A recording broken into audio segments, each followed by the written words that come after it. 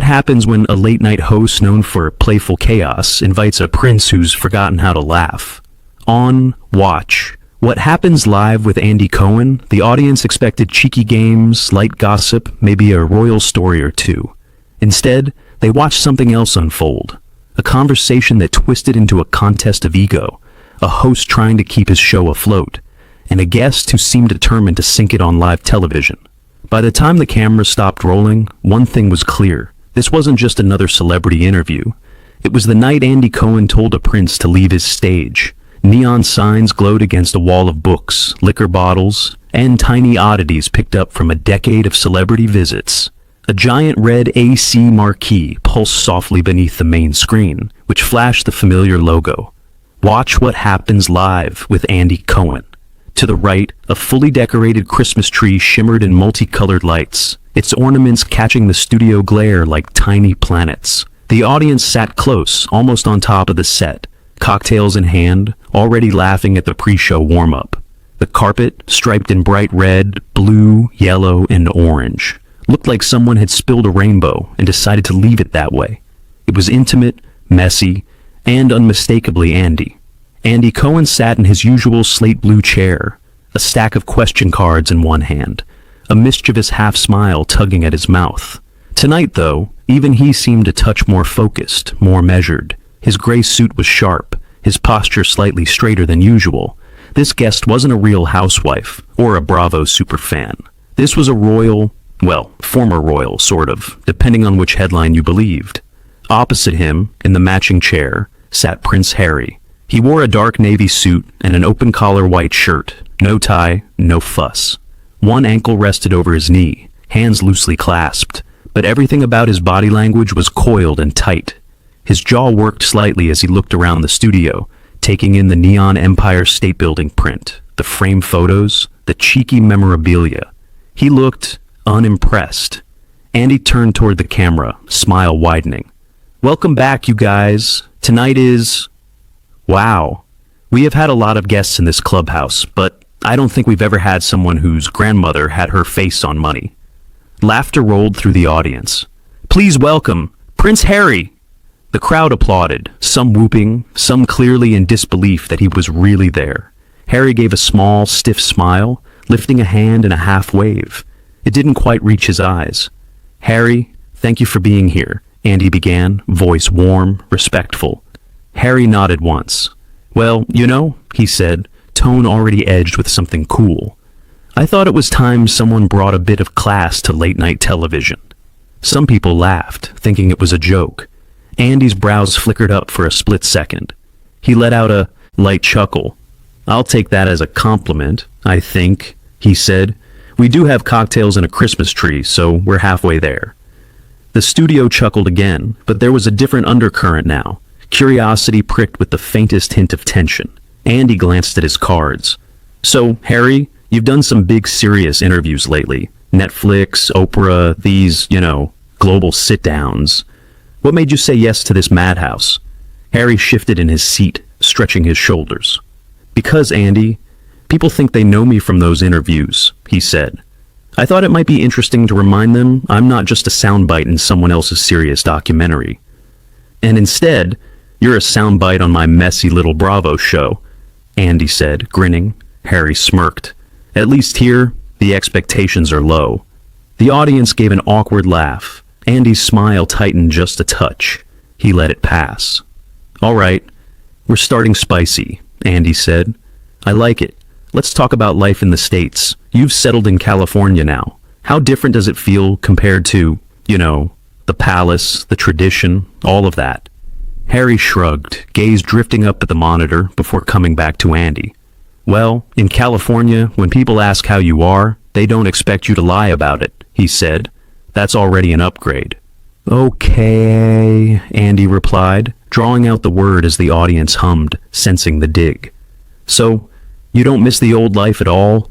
The pageantry, the duty, the..." "Duty's a nice word," Harry cut in.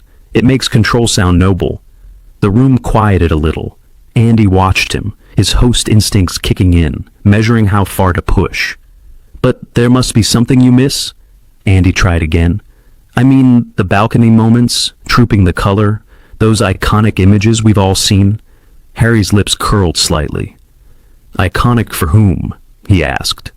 For the press who made money off them, or for the people who like to project fairy tales onto a family that can barely function?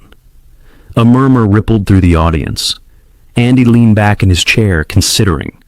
Some people would say they loved those images because they saw your mother there, Andy said gently. Because they saw Diana. Does that change it for you? For the first time, something flickered across Harry's face. Annoyance, sharp and bright. There it is, he muttered. I was wondering how long it would take before we got to my mother. Andy's voice softened. Harry, I'm not trying to be disrespectful. I think a lot of viewers feel they connected with her, and they think that entitles them to dissect my trauma on cable, Harry snapped, eyes narrowing. You know, it's interesting. People talk about empathy, but what they actually want is access. The air in the room cooled by several degrees. Andy held up a hand, slightly, not defensive, more in a calming gesture. I hear that, he said, but you've also chosen to talk about her in your book, in interviews. Isn't that your version of access? Harry let out a short, humorless laugh. When I speak about her, I'm telling my story, he said. When you bring her up on a neon set between commercial breaks, you're turning her into content. There was no laugh this time, only a thick humming silence. Andy took a breath, eyes briefly flicking toward the camera before returning to Harry. This is a show, Harry, he said quietly. Everything we talk about is content. That's how TV works. Exactly, Harry replied. That's why I don't owe it anything. Andy pressed his lips together, nodding slowly. He could feel the control room buzzing behind the cameras, the producers probably gesturing wildly. He pivoted. Let's shift gears, he said, voice brisk but still kind. How is life with Meghan these days? People have, a lot of opinions about her. How do you both handle that? Harry's expression hardened. People having opinions about my wife is not a personality trait, he said. But they act like it is. They sit on couches, drink wine, scroll headlines, and somehow decide they're experts on a woman they've never met. Andy tried a light smile. But you did put a lot of that story out there yourselves. Yes, Harry shot back. Our version, not the palace-approved, tabloid-massaged version. And guess which one people still prefer to believe? The audience shifted uncomfortably. A few people sipped their cocktails like shields. Andy looked down at his cards, skipping past 2 questions with a tiny flick of his thumb. All right, let's go a little lighter, he said. This is Bravo after all. We have to talk about pop culture. You're in Montecito. Are you and Meghan reality TV people? Do you watch Real Housewives? Maybe one of the royal cousins showing up in a franchise? It was a deliberate attempt to soften the mood. The audience chuckled, relieved. Harry didn't. Reality TV is just the palace without titles, he said coolly. People performing dysfunction for an audience who pretend they're above it. The laughter died instantly. Andy blinked. Wow, so that's a no on Housewives? Harry's mouth twisted. I already lived in a house full of people backstabbing each other in designer clothes, he said. I don't need a subscription to see it again. Somewhere behind the cameras, someone swore under their breath. The tension was now a living thing, curling around the set, sitting between the 2 men like an unwelcome 4th guest. Andy inhaled, centering himself. He'd handled shouting matches between feuding housewives, explosive divorces, live walk-offs. But this was different. This wasn't campy rage or performative drama. This was a guest who seemed determined to belittle every question, every part of the environment he'd willingly entered. All right, Andy said, voice steady. Let me ask you this then. Do you ever worry that in trying to escape one system, royalty, the institution, everything you've described, you've stepped into another? Hollywood, streaming deals, book tours. Is there a part of you that wonders if you traded one stage for another? Harry leaned back, eyes narrowing just slightly. The difference, he said slowly, is that now I choose which stage I stand on. And you chose this one tonight, Andy replied, gesturing around them with a small, pointed smile.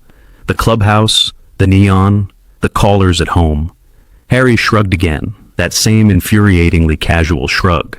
I chose it because I thought it might be refreshing, he said, I didn't realize we were going to dress tabloid questions up in glitter. A sharp exhale ran through the audience. Andy's fingers tightened around his question cards. "Oh, we're definitely sparkling tonight," he said lightly, but his eyes were cooler now. "Good thing we've got a few more rounds of questions." The band's little bumper sting played. The camera pulled out wide, catching the tension sealed inside the candy-colored set like a storm trapped in a snow globe. The screen faded to commercial, but in the studio, no one moved, no one relaxed. Andy Cohen darted a glance at his producers, who were already in his ear. "Keep going," they urged. "The ratings on this will be insane." He straightened his jacket, looked back at the man in the navy suit, and understood. This wasn't going to be like any episode he'd ever done. And the worst part? They were only getting started. The red AC lights glowed brighter as the show came back from commercial. Applause swelled on cue, but it felt thinner now, more nervous than excited. The cozy chaos of the clubhouse hadn't changed. The glittering Christmas tree still twinkled. The neon skyline still shimmered. Yet something in the room had shifted, as if every ornament and every bottle on the shelf were holding its breath. Andy Cohen sat straighter in his chair, the playful looseness he usually carried replaced by a quiet, determined focus. Across from him, Harry looked unmoved by the break, arms folded loosely, one eyebrow slightly raised, as if daring the next question to be worth his time. "Welcome back to Watch What Happens Live," Andy said smoothly. "We're here with Prince Harry, and things are getting honest in the clubhouse tonight." A cautious ripple of laughter passed through the audience. Andy glanced down at his cards. "Harry, let's talk about America for a moment. You've been here a few years now. You've talked about wanting privacy, about escaping the pressure. Do you feel like you've found that?" Harry's lips tightened into a thin smile. "You Americans have an interesting definition of privacy," he said. "You build gates the size of castles and still expect people not to look inside." "That's one way to put it," Andy replied. "I didn't come here to be adored," Harry continued, voice clipped. "I came here to be left alone. Those two things don't coexist very well in this country." Andy nodded slowly. "But you've signed huge media deals. You've released a memoir. You've done global interviews. Some people would argue that those choices invite attention rather than pushing it away." Harry leaned forward slightly, eyes sharpening.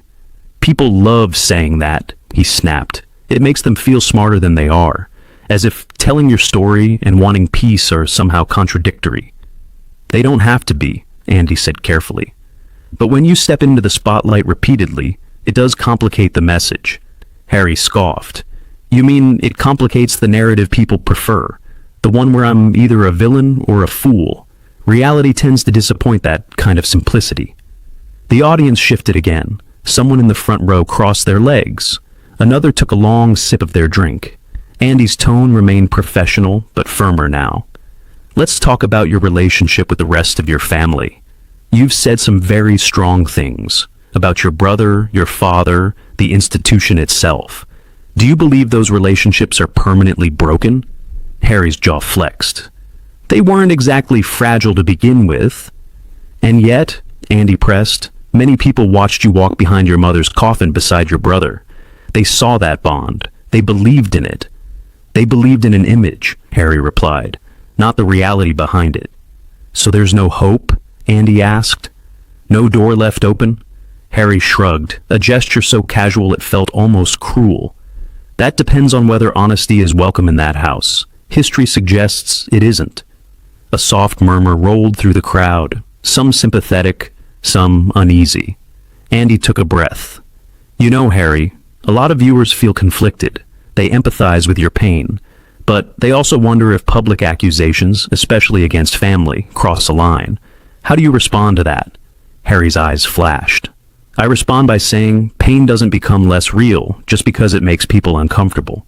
"Of course," Andy said, "but there's also the question of consequences." Harry tilted his head. "That sounds like a warning." "It's a reality of public life," Andy replied calmly. "Every word you say reverberates."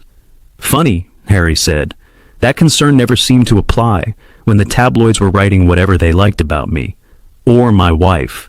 Andy paused for half a second, then nodded. "Let's talk about Meghan." An audible intake of breath swept through the audience. You've defended her fiercely since the beginning, Andy said. Some people see that as admirable, others see it as fuel for division. Do you think things might have unfolded differently if you hadn't drawn such a hard line so publicly?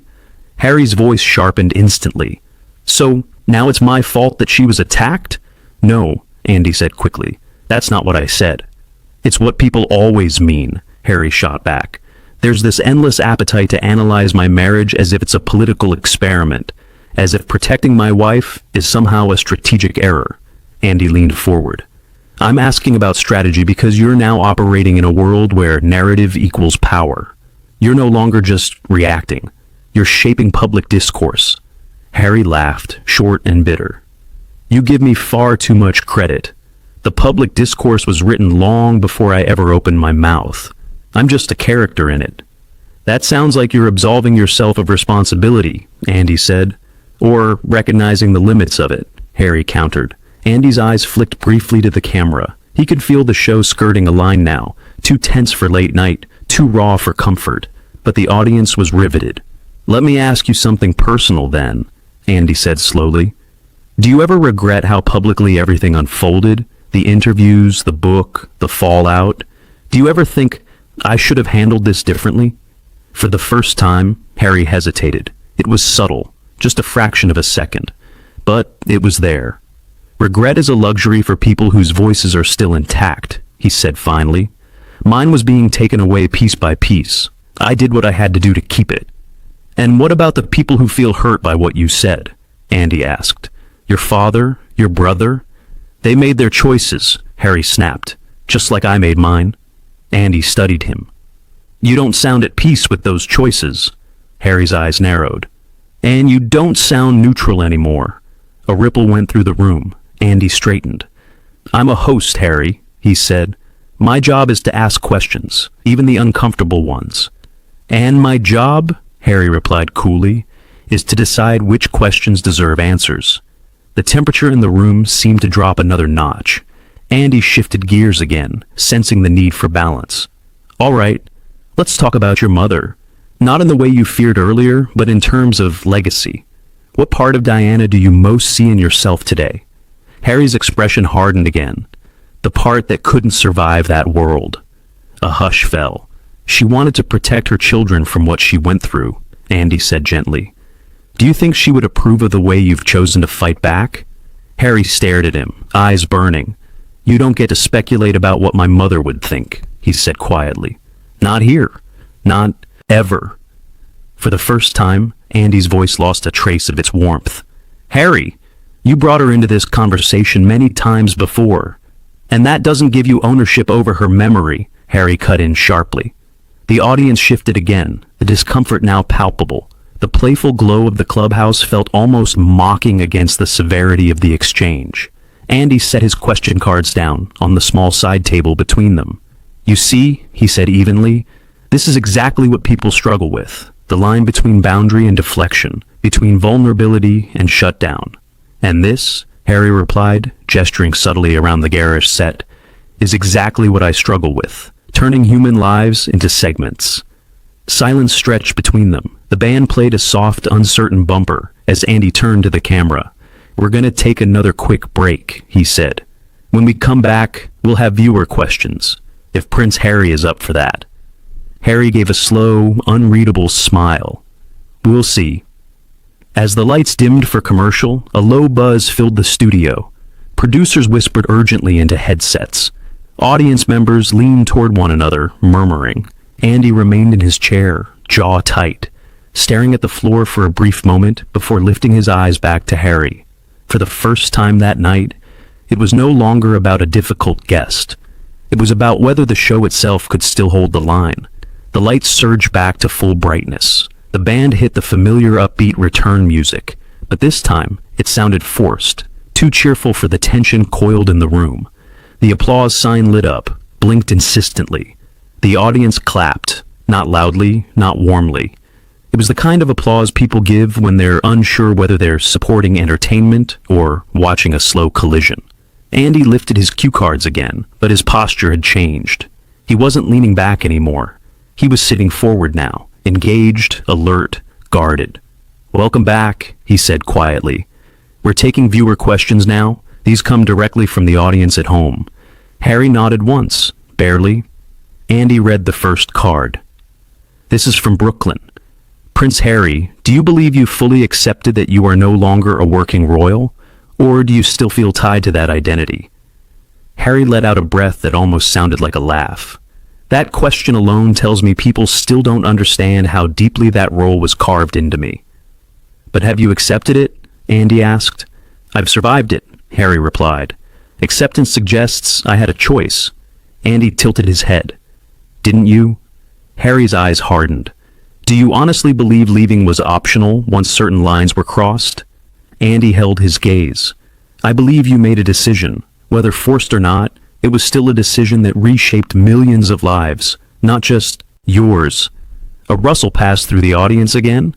Andy moved on before the moment could stall. Next question, from Chicago. Why do you continue to speak about the royal family if you claim to want distance from them? Harry's jaw tightened immediately. Because silence never protected me. But speaking hasn't either, Andy replied. That depends on what you define as protection, Harry shot back. If you mean comfort, no. If you mean survival, absolutely. Andy's voice stayed level, but the edge was there now. Some people would argue that survival doesn't require public storytelling on this scale. Harry turned slightly in his chair, shoulders squaring. Some people have never had their entire life curated by an institution. Andy didn't back down.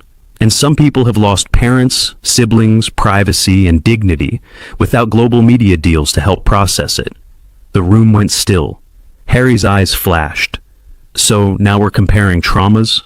I'm questioning narrative framing, Andy said. There's a difference. Harry shook his head slowly. You're questioning credibility. I'm questioning consistency, Andy said, firmer now. Harry exhaled sharply through his nose. Those usually mean the same thing when someone is determined not to listen. Andy's jaw tightened. Another card. This one is from a military family in Texas, Andy read. You've spoken about your service with pride. Do you feel the controversies surrounding your private life have overshadowed that part of your identity? For a moment, something shifted in Harry's expression, something closer to wounded than defiant. Then the wall came back up. My service doesn't belong to the media cycle, he said. It belongs to the people I serve beside. Yet you've spoken about it publicly many times, Andy said. Yes, Harry snapped, to honor them, not to decorate controversy. Andy studied him for a beat. Do you feel your public behavior always reflects that intention? Harry stiffened. Are you questioning my integrity now? I'm questioning impact, Andy replied. Harry's voice rose for the first time. Impact is not something you control once the machine starts chewing. And yet you keep feeding it, Andy shot back. A sharp intake of breath rippled through the audience. Even the band members froze. Harry leaned forward now, elbows near his knees. Let me be very clear, he said. If I stop speaking, the narrative doesn't stop. It just continues without me in it. At least now I'm not voiceless. Andy matched his forward lean. And what about the people who don't get to tell their side at all? Harry's eyes narrowed. They've been telling it for centuries. Through power, Andy replied. Not testimony. Silence. Andy drew a slow breath and moved to the next question, his tone cool but no longer light. From London. Do you still believe reconciliation with your family is possible? Harry didn't answer right away. The audience leaned forward as one. Reconciliation requires mutual accountability, he said finally. Right now, I see very little of that. And your accountability? Andy asked gently. Harry looked directly at him. I've torn my life open in ways most people wouldn't survive. If that isn't accountability, then your definition is impossible. Andy nodded once, but it was an agreement. One more card. This is from Diana's former charity volunteer, Andy read carefully. Do you worry that your public battles may distort your mother's legacy rather than protect it? The reaction was instant. Harry's face tightened. Anger, grief, and something sharper crossing it at once. You should not have read that question, he said. This is a live show, Andy replied. Viewers ask what they ask. And you choose what you amplify, Harry snapped. Andy straightened fully now. Harry, this entire program exists on the basis of questions people are not supposed to ask. That's the premise. You're exploiting her memory, Harry said coldly. Andy's voice dropped. And you've built a career around invoking it. The words landed like glass. For the first time, the audience did not react at all. No murmurs, no gasps. Just silence. Harry stared at Andy, stunned, not by the accusation itself, but by the fact that it had been said so plainly. You've crossed a line, Harry said. Andy didn't flinch. So have you, repeatedly, on air. The air between them felt charged, brittle, ready to break. Harry leaned back slowly, eyes burning. You invited me here to ambush me. Andy shook his head. I invited you here to talk. You turned every question into a battlefield. Harry laughed bitterly. And yet, you kept pushing. Because deflection is not dialogue, Andy said. The audience finally stirred. Whispers, shifting bodies, visible discomfort. The playful neon and warm holiday lights now felt surreal against the confrontation unfolding under them. Andy placed the last of his cards down. One final question, he said quietly. Harry said nothing. Andy looked him directly in the eye. Do you want to be understood, or do you want to keep fighting ghosts? For the first time all night, Harry had no immediate retort. The pause stretched. The band did not play. The audience did not breathe. Harry's lips parted slightly. And then, the commercial brake lights flickered on again. But this time, the tension did not dim with them. It intensified. Because now, both men understood the same thing. The next few minutes would decide how this night ended. The red on-air lights snapped back to life.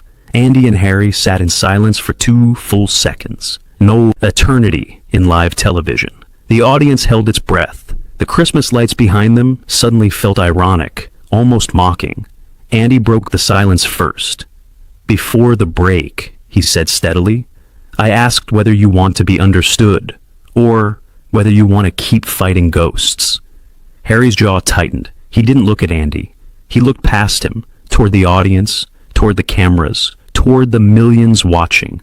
People like you, he said slowly, always think you're entitled to answers. You think a platform gives you ownership over my life. Andy's voice remained calm. No, a platform gives space for questions. Ownership comes from how you choose to answer them. Harry let out a sharp, humorless laugh. Then maybe you should choose better questions. Andy's eyes hardened for the first time that night. And maybe you should choose better responses. The audience shifted. Several people murmured quietly now. Harry leaned forward, his tone finally cutting. This entire show thrives on spectacle, on provocation. Don't pretend this is about truth. Andy set his cards down deliberately. Harry, he said firmly, you agreed to this conversation. You've insulted the process, deflected every serious question, and turned personal accountability into performance. I've been patient. I've been respectful. But this, he gestured subtly between them, is no longer a conversation. Harry scoffed. So now you're silencing me. Andy shook his head slowly.